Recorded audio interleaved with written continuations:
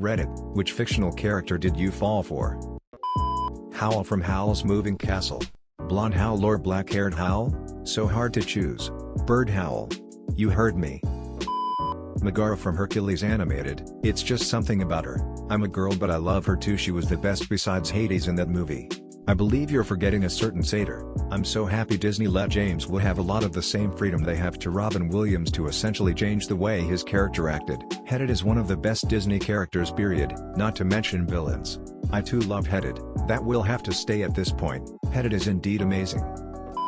Riza Hawkeye. From Full Metal Alchemist. But oddly enough, I fell for her for Roy. Like, I didn't want to marry Riza. I wanted Roy to marry Riza. I know exactly what you mean. It's pretty common in anime communities. It's the difference between best girl and your waifu. If you think a girl is best girl, you just want them to be happy, so you want them to end up with the guy, or girl, they like. The MC never picks best girl though. It's basically a fact of life. The only exception I know is the world God only knows. I read the manga just to make sure best girl won. Although there were a lot of great girls, I can't remember why I thought she was best girl. I think it might have been because she had the arc where he didn't try to make her fall for him, but she did, and she fell for him again even after her memories were wiped. I'm sorry, do you mean canon? No, my favorite was Chihiro. The girl that wasn't really an archetype, and had no powers or goddess. She was just a girl that naturally fell for him while he was helping her attract the other guy she thought she liked. Hakuo was a close second though. Ayumi was my favorite of the Jupiter sister hosts though. Just like in Sailor Moon, Mercury is the best. I guess I have a thing for Genki girls but don't care for idols. Kelly Kapowski from Saved by the Bell. Why did this take so long? Are we too old? Kelly, Topanga, and Winnie Cooper. Oh man, Winnie Cooper with her weird too small for her head but still attractive face. I was so enamored as a kid. Me too. Big time. Topanga. What was Winnie Cooper's ethnic background? I strangely remember her as Asian American, and I'm not sure if this predated or post-dated my association the name Winnie and young women with Chinese Americans. Spider-Gwen. Well, good news. The internet has plenty of material for you. Most of it is trash. Or so I've heard, from a friend. You've heard wrong. Or so I hear. There best be a subreddit for this. Just, so I can check, for myself. Gaston. I've got issues. Why would you call that an issue?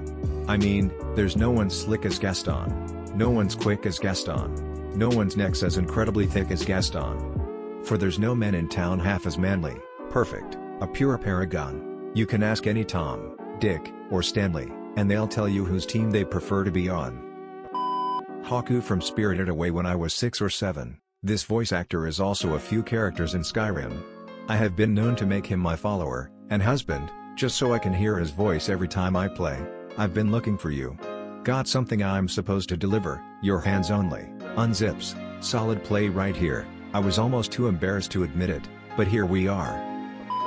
I'll just say mine because I can't resist inflicting some of you with pain. The girl from Bridge to Terabithia. Fuck, that hurt just remembering.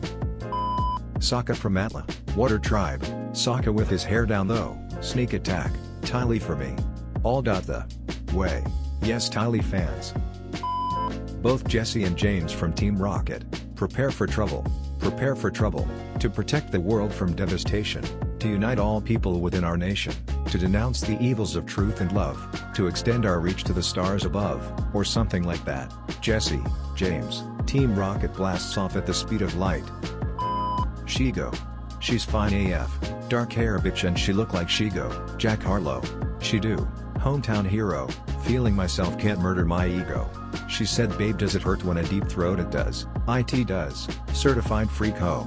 Hang around us and she learning my lingo. Back then wasn't worried about me though, in the gym trying to work on my free throw. Legolas / Geralt, high school me, Legolas, early 30s me, Aragorn. Yes and yes. That's how you know you've matured as a woman, when you go from a Legolas crush to Aragorn. And what if you've always been crushing on Aragorn? You'll start crushing on Gimli soon, oh lord. Kim Possible, only when she comes as a tag team with Shigo. Wouldn't complain if it was Bonnie instead. I'll take all three. I'll take whatever I can get at this point. Hey, well hello there. Wanna play doctors and nurses, doc? Okay. You can be the doc and I'll be your dirty little COVID patient. Prince Zuko. Zuko without the ponytail. Not sure if it's because he was super evil with the ponytail, but it's like they're two different characters in my mind. Same. When they cut his hair and made it shaggy. Younger me didn't understand the feelings, never really liked him until his shaggy hair, then I instantly fell in love. That's also when he started to try to become a better person, before that he was a little shit. Misato Katsuragi. I'm personally more of a pen kind of guy, a man of quality. Now gimme Rami L in that nice geometric figure, screams geometrically, unzips 5-dimensional manifold into 3 dimensions. Jack Sparrow, but like from the first movie, not the cartoon character that came later. He was an amazing character back then and I totally shipped Elizabeth with him instead of Will. I'm hoping he'll be more of a side character if he comes back for a 6th film, so he'll return to the intelligent, intriguing character he used to be. Exactly. The first movie works because Jack is the Han Solo character, things are happening around him, he isn't the sole focus, just operating in his own charming way while in orbit. He reacts in a way where he's either a lucky idiot or a total genius, which makes him intriguing. The main story, which it should be noted, is not overly complicated, which is another reason it works so well and is timeless, is with Will/Elizabeth. The later movies are convoluted and bloated. I do kinda like the third one though, TBH, and Jack becomes a caricature of what he originally was. The first is so good, but I gotta say I love the Davy Jones storyline. At least as a character Jones is amazing. 4 to 5 though? Yeesh. Bill Nye is amazing in general. Lana from Archer. Lena, what? Danger Zone. What, are we not doing that anymore? Ty Lee from Avatar. Do I really need to explain? Edit. Damn it, I knew I shouldn't have posted this with my secondary account. Thanks for the pie anyway. So adorable and so loyal, I mean not loyal to Azula in the end, loyal to the best interests of the Fire Nation. Also no. In siding with Maya against Azula, she also sided against the Fire Nation. Edit. Alright, I see you all's point. Or she sides for the Fire Nation since Zuko was the right thing for the Fire Nation. But he wasn't. The whole conquer the world thing is great for the Fire Nation, just not for anyone else. Lara Croft, the reboot design especially. Nah man, Pyramids FTW, I feel you. The reboot design is solid as hell. I prefer Legends/Underworld Lara, pre-remaster, definitely. I get why they did it, but I have to play my 360 version of it. Kaylee from Firefly, thanks for reminding me. Yeah. 100% on board with that one. If anybody needs me, I'll be in my bunk. She hit me so hard I'm still falling for every character Jewel State plays. Also Jewel herself. Did you see her in S3 of The Killing as Detective Holder's girlfriend? Lol, her very first scene is walking into the bathroom while he has his shirt off, revealing a back tattoo that says Serenity. Serenity? That's a dumb tattoo. David Tennant's Doctor. Actually, could I just have David Tennant? Have you seen him as Casanova? It's was Netflix and New Face. Have you seen him as Crowley? That demon god style. Have you seen him as Alucard? Broadchurch is something. I really like this portrayal of Curly, and I didn't like the book, so I went into the miniseries with zero expectation. But I'm wondering if he was really drunk or he just can't walk in cowboy heels. The blue-haired Conquer sister from Ed and Eddie Marie Lol Edit. Holy shit, this blew up. Thanks for the awards lol. Here's an intro to the sisters. The boys end up in their dad's robes, LMFAO Bubba Rod, and puts the little details I failed to notice as a kid, haha. I always thought Double D was an idiot for not jumping at that opportunity. He's a socially awkward nerd. I totally get why he was put off by someone as aggressive as Marie. May, the blonde one, and Ed made a cute couple though. Lamau, wasn't there an episode where the Eds pretended to be into Conquer sisters and the sisters were so weirded out by it, that they were the ones who are now running away?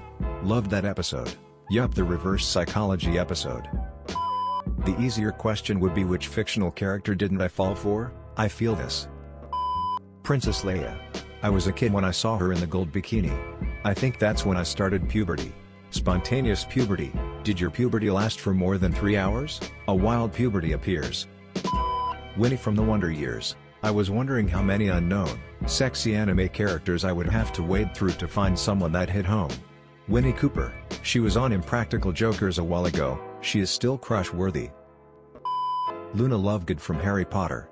Just adorable, yes. Ivana Lynch has been my celebrity crush for a couple years as well, because I still see her as Luna sometimes. The character and the actress are just adorable. I haven't seen her in anything else. Does she still generally have that dreamy Luna vibe? Any movie recommendations? I'd cry, but I always thought villainesses are way hotter than heroines. Even when I was little. Yeah, watched a lot of Bond films growing up, and Xenia Onatopp in GoldenEye awakened something in me that made me permanently interested in bad girls. Poor 8-year-old me never stood a chance. Sophie Marceau in The World Is Not Enough was way hotter to me than Denise Richards. Xenia Onatopp was played by Famke Janssen, and she's hotter than both, with some serious talent to go with. Yes, yes, yes. Agree all around. Although I'd say Sophie was first for me because I was too young when GoldenEye came out, but appreciated Famke in X-Men. It makes me so sad what she's done with plastic surgery. I've always thought she was one of the most stunning actresses. She was on her way to being a dime at 70. April Ludgate, I would happily accept Ann Perkins too. Ann Perkins, I can hear Chris's voice, WTF. I hope you all enjoyed the video. If you have a similar story, share it in the comments below. Be sure to like and subscribe for more. Have a great day, or night.